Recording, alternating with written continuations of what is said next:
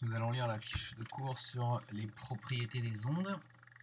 Donc, quelques définitions. Donc, la diffraction.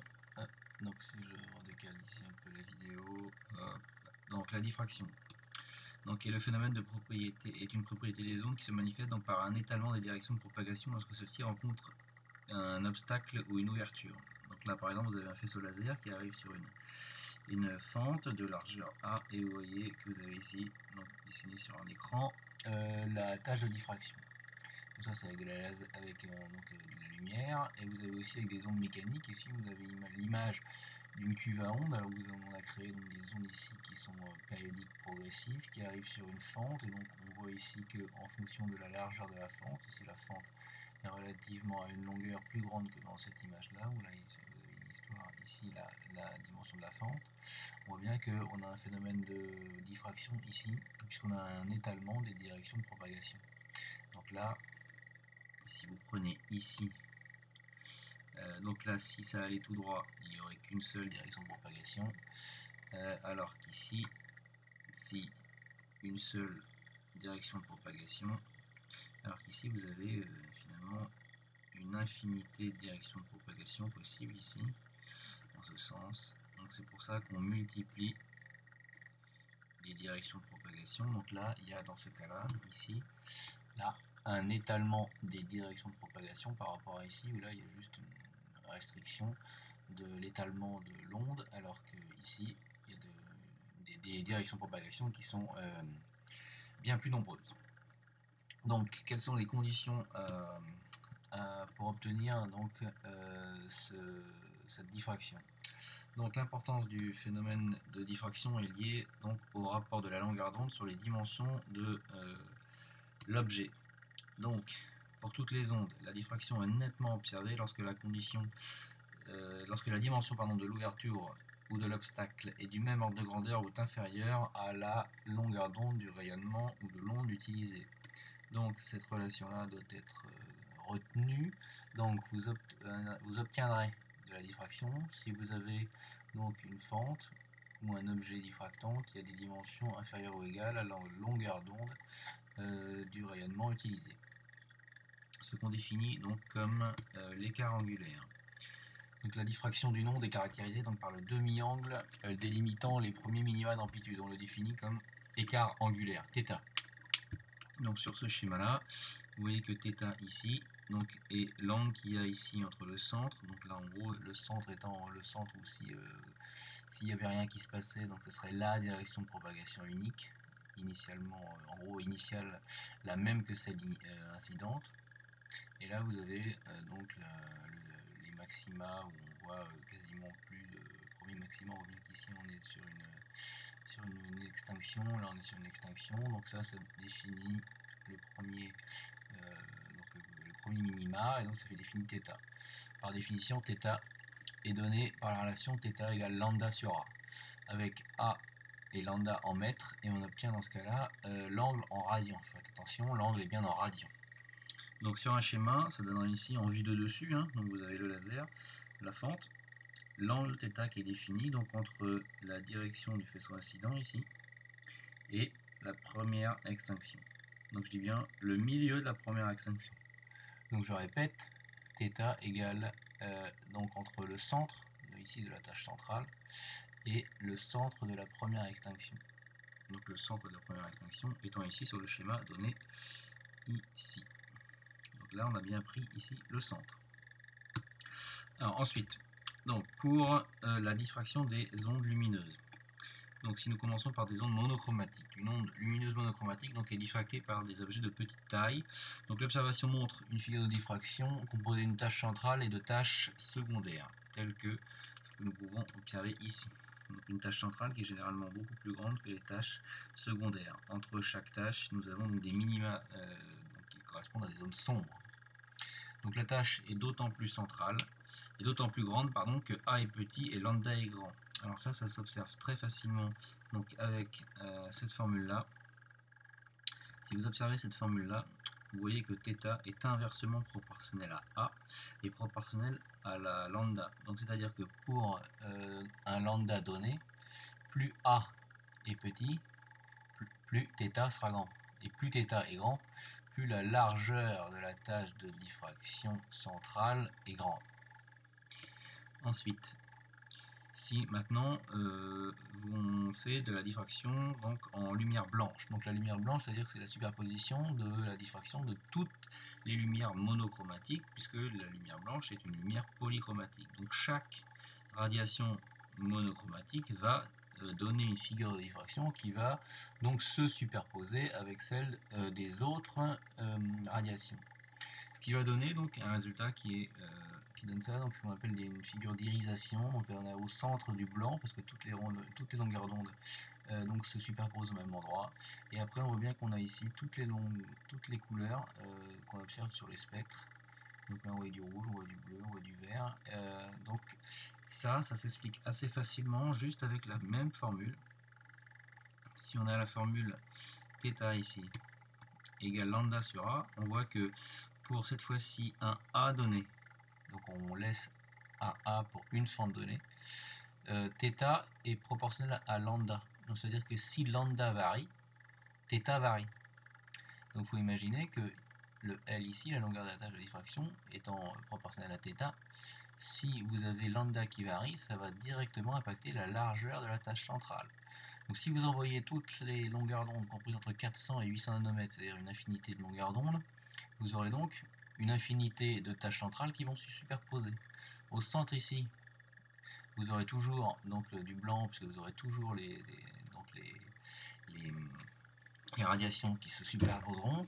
Par contre, étant donné que par exemple, vu qu'on est ici en fonction de lambda, la tâche centrale dans le rouge sera plus grande que la tâche centrale dans le bleu, ça veut dire qu'à l'extrémité ici, si je veux dessiner par exemple sur la même échelle, donc si je veux dessiner sur la même échelle, donc là je vais prendre ici, si je voulais dessiner la tâche par exemple en bleu, elle serait comme celle-là, à la même échelle. Donc on voit bien que si on regarde ici, on a aux extrémités une superposition ici du rouge. Au centre, on aurait, si vous imaginez le bleu, le rouge et toutes les longueurs d'onde du blanc. Donc on voit bien que sur les bords, en fait, on aurait un phénomène d'irisation, puisque toutes les tâches centrales n'auraient pas la même largeur, étant donné que toutes les tâches centrales de chacune des radiations lambda donneraient un θ différent. Donc ensuite, on peut continuer donc, la lecture de cette fiche de cours. Donc ça c'est pour les irisations. Deuxième phénomène, donc c'est les interférences. Deux ondes de même nature, c'est-à-dire des ondes lumineuses ou des ondes mécaniques, mais on ne peut pas avoir d'interférence entre une onde électromagnétique et une onde mécanique, et de même fréquence qui se superposent peuvent interférer. Donc l'amplitude de l'onde résultante varie dans l'espace, on parle alors de franges d'interférence. Donc sources cohérentes et conditions d'interférence. Deux sources sont cohérentes si elles émettent des ondes sinusoïdales de même fréquence et si le retard de l'une par rapport à l'autre ne varie pas en fonction du temps. On parle de déphasage, donc on note phi, constant. Donc par exemple ici, vous avez des interférences qui sont constructives. Les deux ondes sont décalées d'un multiple de la longueur d'onde. Donc vous voyez que vous avez une onde 1 et une onde 2 en rouge. L'onde bleue, donc l'onde 1 et l'onde en rouge ici. Quand l'une est max, ici, l'autre est max. Quand l'une est min, l'autre est min. Donc elles tombent totalement synchrones.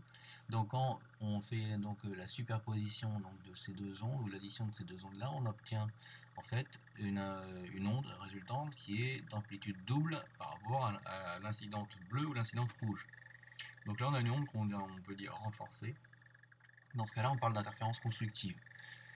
Le cas des interférences destructives, c'est que vous avez une onde incidente bleue et une onde incidente rouge, sauf que quand l'une est max, l'autre est min. Quand l'une est nulle, donc l'autre nulle. Quand la bleue est min, la rouge est max, et inversement. Donc ça veut dire que quand vous additionnez donc cette onde bleue et cette onde rouge, vous obtenez en fait 0.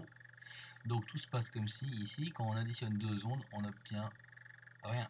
Donc rien en onde, c'est-à-dire du noir. Donc on aura une onde ici qui serait annulée. Sur ce schéma-là, donc ça représente donc ce qu'on appelle le déphasage. Donc vous avez donc représenté l'amplitude en fonction du temps cette fois-ci. Et vous avez ici donc une onde bleue et une onde rouge qui ne sont pas synchrones.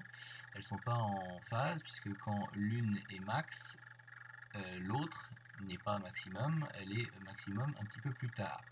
Mais ce un petit peu plus tard définit ce qu'on appelle donc ici donc le décalage temporel delta t. Et à ce décalage delta t temporel entre ces deux ondes là, on associe donc un déphasage à l'aide de cette formule là, phi égale 2pi delta t sur la période, puisqu'effectivement vous avez tous remarqué que ces deux ondes rouges et bleues sont progressives périodiques, elles ont la même fréquence et donc la même période. Remarquez sur cette formule que delta t et t étant dans la même unité, le déphasage n'a pas d'unité. Donc ça c'est si on parle donc d'ondes au niveau périodicité spatiale, temporelle, pardon.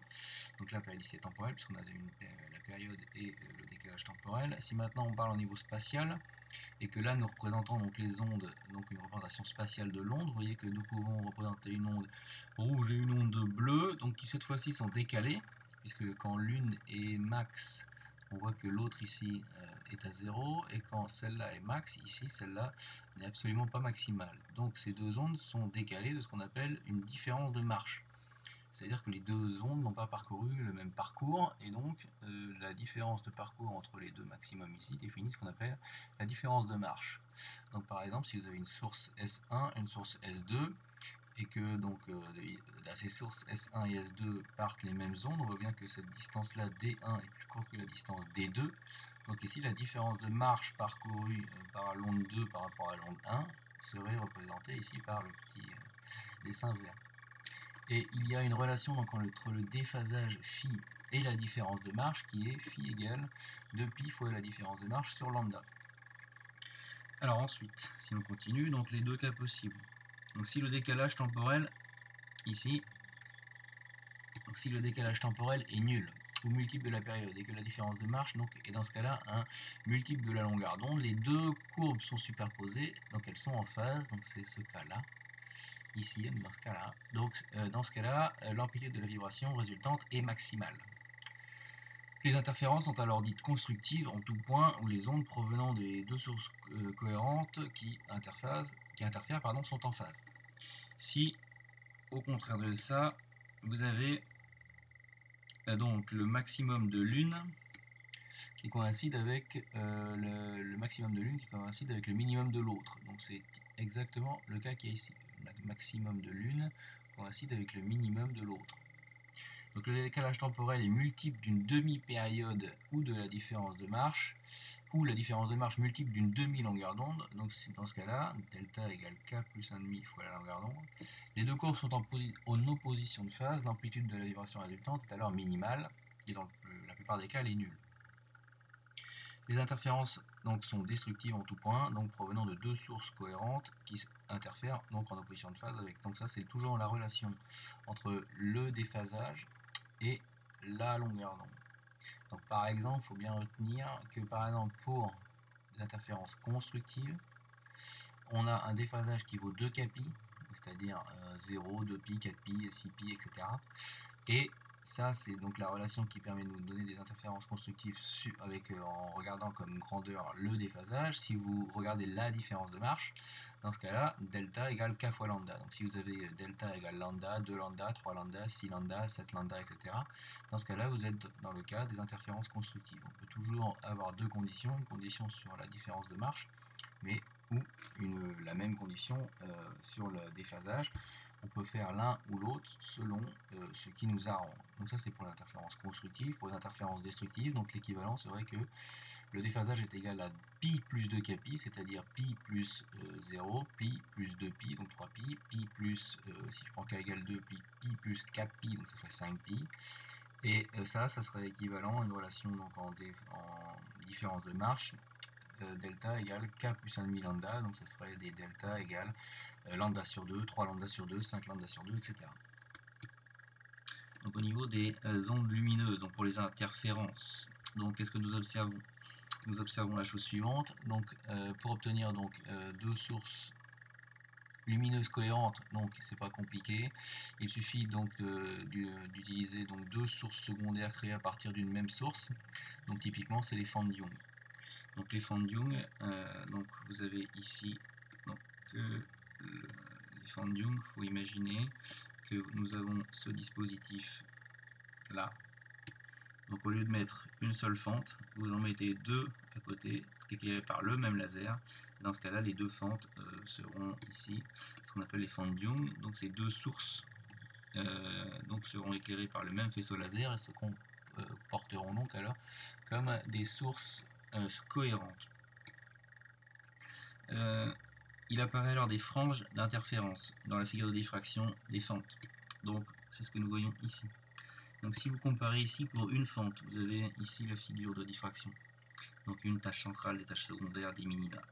Si maintenant vous faites, on ne met pas une fente comme celle-là, mais on en met deux espacées d'une certaine distance. Donc qu'on va noter petit b, on observe, donc vous voyez, donc la même fente. Hein. Donc on prend la fente qui a été utilisée pour cette figure de diffraction là, on en met une deuxième à côté, espacée, mais avec la même largeur de fente, on obtiendrait ici donc ce genre de figure de diffraction. Donc sur cette figure, il apparaît donc une tâche centrale toujours, des tâches secondaires, mais on voit que dans la tâche centrale, il y a des petites tâches. Donc la tâche centrale est ici, il y a plein de petites tâches qui sont de taille égale et séparées par des minima d'extinction. Donc la distance qui sépare le milieu de deux franges consécutives de même nature est ce qu'on appelle l'interfrange.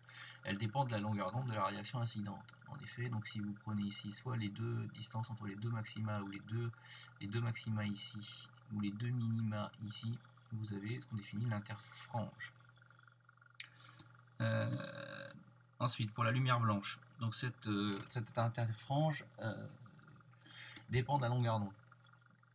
Donc si, c'est marqué ici, donc si elle dépend de la longueur d'onde, ça veut dire que quand j'envoie sur cette fente Young donc de la lumière polychromatique, c'est-à-dire composée de toutes les radiations monochromatiques avec des longueurs d'onde comprises entre 400 et 800 nanomètres, donc il va y avoir superposition des figures d'interférence, et dans ce cas-là, vous aurez un I pour le rouge qui ne sera pas le même que le I pour le bleu, un I pour le vert, etc. Et donc ça donnerait encore cette fois-ci des figures irisées, donc dans ce cas-là, on observe une frange centrale blanche toujours, puisqu'on a de la superposition au même endroit de toutes les radiations, et des franges brillantes irisées de part et d'autre. Ensuite, dernière partie donc de cette partie donc sur les interférences, donc les couleurs interférentielles. Donc ça c'est quelque chose que vous avez déjà utilisé, vous avez déjà vu quand vous observez donc des bulles de savon. Donc éclairées en lumière blanche, les couches minces donc font apparaître des couleurs interférentielles. C'est le cas des bulles de savon, des ailes de mouche, des taches d'huile sur un sol mouillé. La lumière subit des réflexions sur les deux faces de la couche. Donc vous avez ici une lumière incidente qui arrive, une première partie est ici le 1 réfléchi, une deuxième partie il y a un phénomène ici de réfraction dans l'épaisseur de la bulle. On arrive ici sur la deuxième surface de la bulle, donc là il y a une réflexion puis réfraction, et donc vous avez les rayons 1 et 2 qui ici sont issus du même rayon incident, donc les deux rayons 1 et 2 sont cohérents. Ils vont interférer ici à l'infini, c'est-à-dire au niveau de vos yeux sur votre rétine. Et donc cette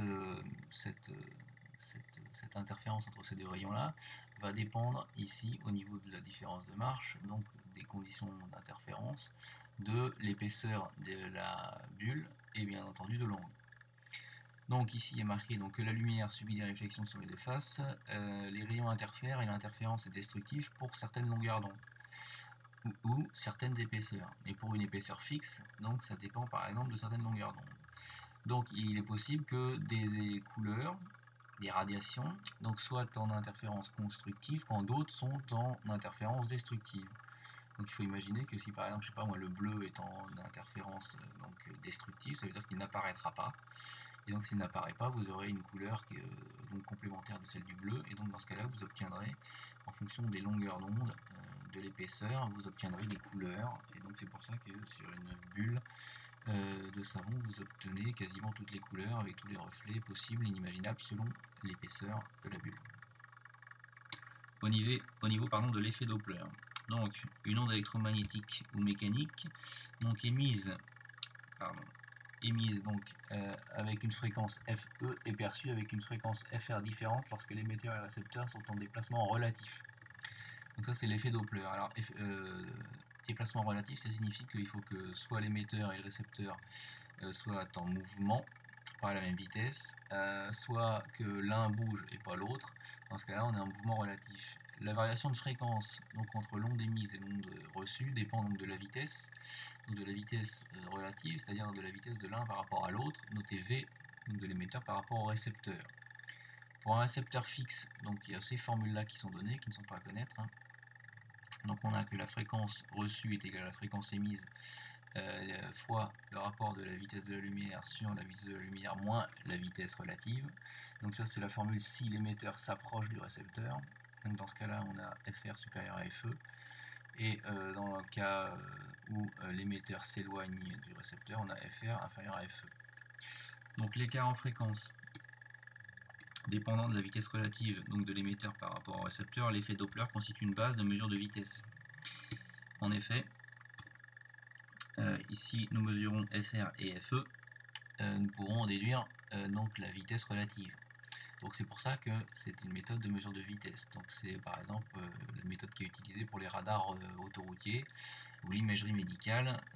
Là, par exemple la vélocimétrie laser, Doppler pardon, est une méthode qui utilise l'effet Doppler donc avec des ondes électromagnétiques pour ici donc mesurer donc la vitesse par exemple des voitures ou ici la vitesse du flux sanguin. En astronomie, donc, comme l'univers est en expansion, donc certaines étoiles ont tendance à s'éloigner de la Terre. Les radiations lumineuses donc, voient leur fréquence diminuer et donc leur longueur d'onde augmenter. On parle alors de décalage vers le rouge, donc d'où le terme redshift. Donc ça a été une observation qui a été possible quand on a regardé donc on a regardé le spectre d'absorption d'une étoile avec le spectre d'absorption de référence. On a vu qu'il y avait un décalage de certaines raies d'absorption. Donc on a vu les longueurs d'onde qui augmentaient, donc on a déduit que la vitesse entre donc cette étoile et la Terre augmentait, et elle augmentait dans le sens où les deux s'éloignent l'une de l'autre, donc c'est pour ça qu'on en déduit et on dit maintenant que l'univers est en expansion. Donc nous arrivons donc là ici au terme de cette fiche de cours, donc j'espère que cette relecture vous sera utile.